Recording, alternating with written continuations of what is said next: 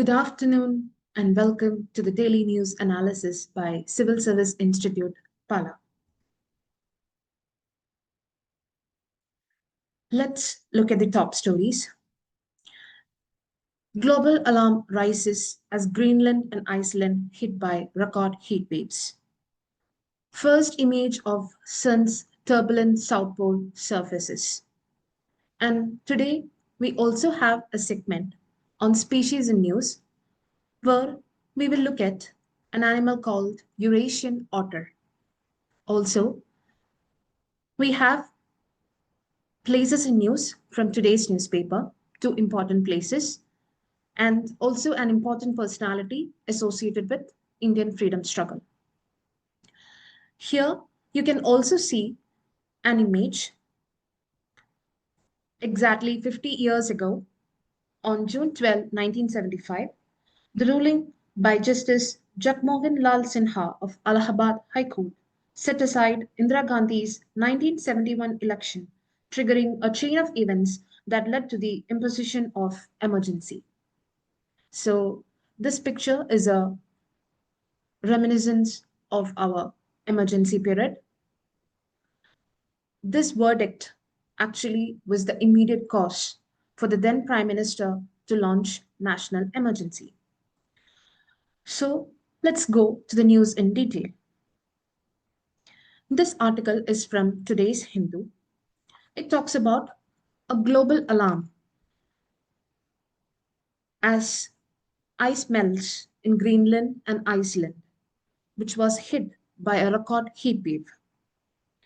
So scientists around the world are concerned about the far-reaching implications of melting Arctic ice, which can alter global weather patterns. Surprisingly, human-induced, that is, anthropogenic factors have boosted Iceland's and Greenland's temperature by several degrees. Both these countries witnessed record-setting heat waves in May this year. Research has also revealed that less sea ice in the Arctic leads to lower rain in western and peninsular India, but more rainfall in central and northern India. So what do we understand from this? Indian monsoon is critically associated with Arctic ice sheets. Indian monsoon is an intricate play of surface temperature, pressure gradients, air currents, and even sea ice. So melting of Arctic sea ice is very crucial for Indian monsoon. Here, we can also find that Greenland ice sheet is melting drastically, which will release massive amounts of fresh water into the salty oceans. This could slow down the Atlantic meridional overturning circulation, which is an important ocean current that circulates water from the Gulf of Mexico across Atlantic Ocean to Europe and the Arctic. This slowdown can disturb global climate and weather pattern. Melting ice sheet can also raise sea level, inundating low-lying areas and islands, and flooding close coastlines, especially in the Pacific Ocean. What are the other impacts this could have on weather patterns? Alteration in jet streams. As you all know, jet stream is an important part of our world meteorology. Melting Arctic ice weakens polar jet streams, causing harsher weather conditions, especially in Europe, United States, and Canada. Especially, this could cause cold waves in Canada and America. The other impact is the permafrost thawing, which will release massive amounts of methane, which is a potent greenhouse gas, amplifying global warming. Last year, there was also an article in the Hindu about the Arctic ice warming twice the global average rate, leading to positive feedback loop. So what is this positive feedback loop? As Earth warms, ice melts, exposing darker ocean waters.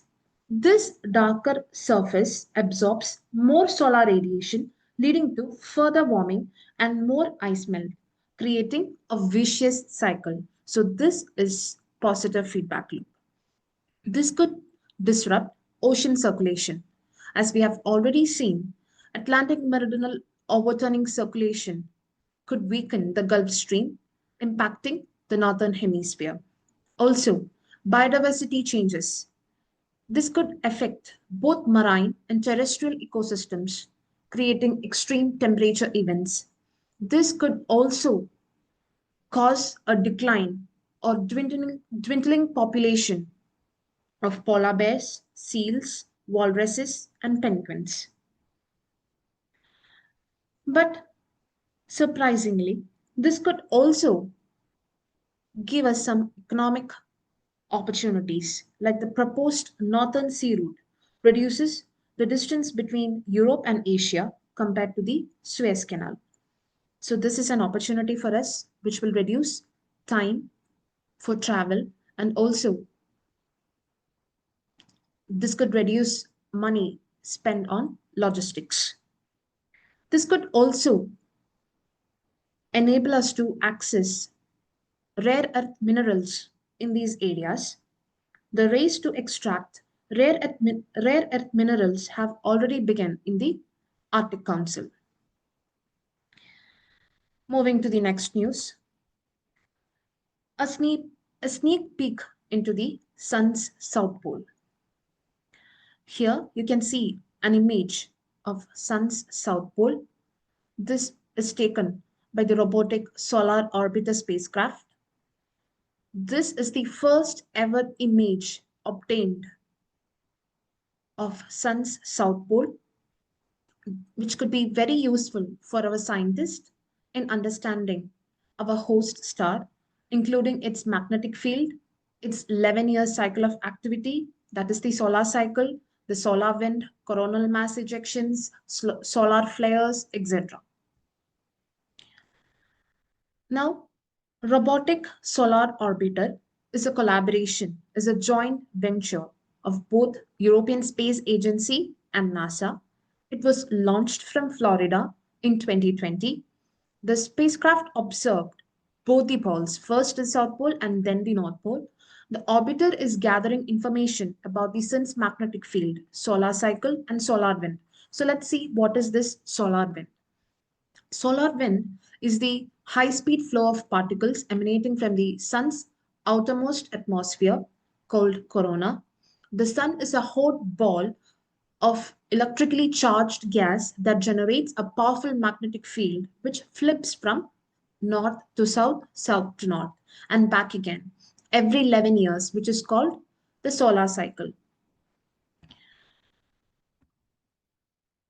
Now, the data from the solar orbiter will be crucial for us on Earth because the sun's activity causes solar flares and coronal mass ejections.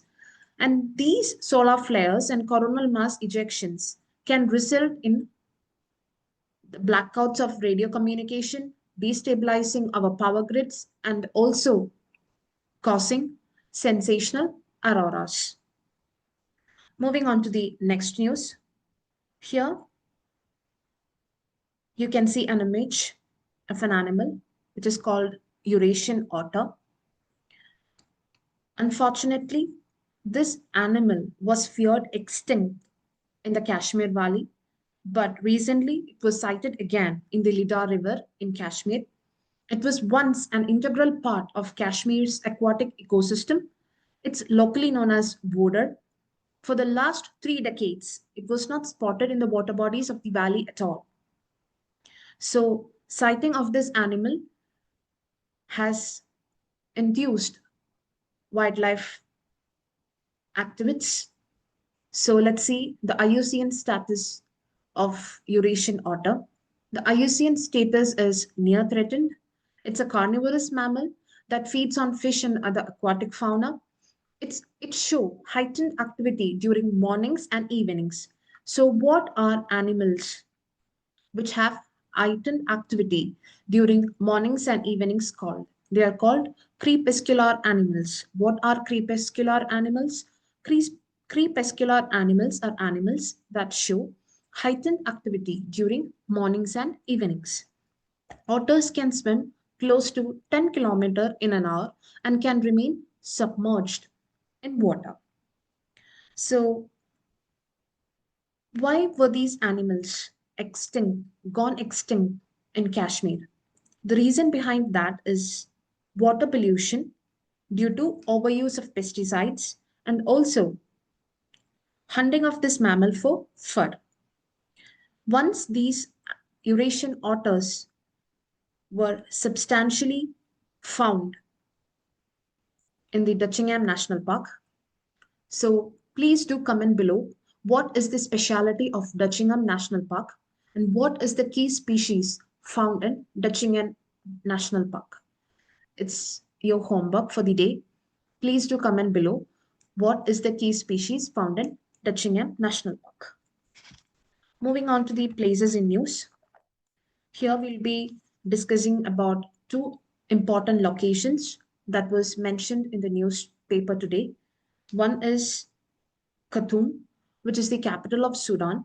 So as you can see, Sudan is located in the notorious Sahel region of Africa, which is very unpopular for civil wars and military coups. So Sudan has been waging a civil war between the Sudanese army and the Rapid Support Force, which was also a paramilitary force of the country turned militia. So this has caused an influx of refugees into Sudan's neighboring countries like Egypt and Libya, from where these refugees crossed to Europe, especially Spain and Greece. So let's look at the neighboring countries of Sudan. Sudan to the north is bound by Egypt and Libya. To the west, we can see Chad.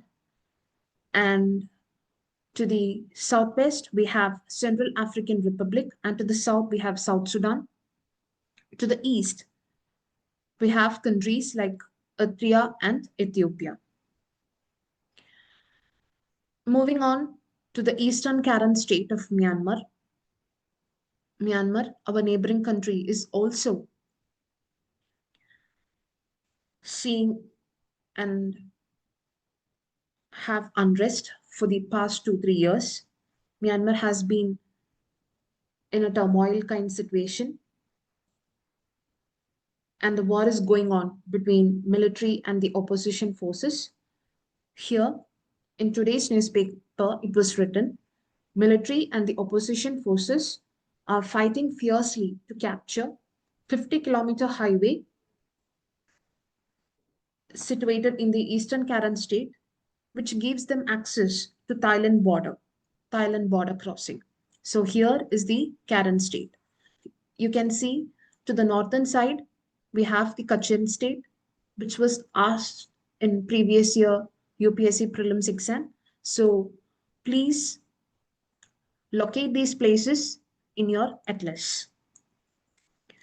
And finally, to the last news of the day, it's an important personality, Chetur Shankaran Nair.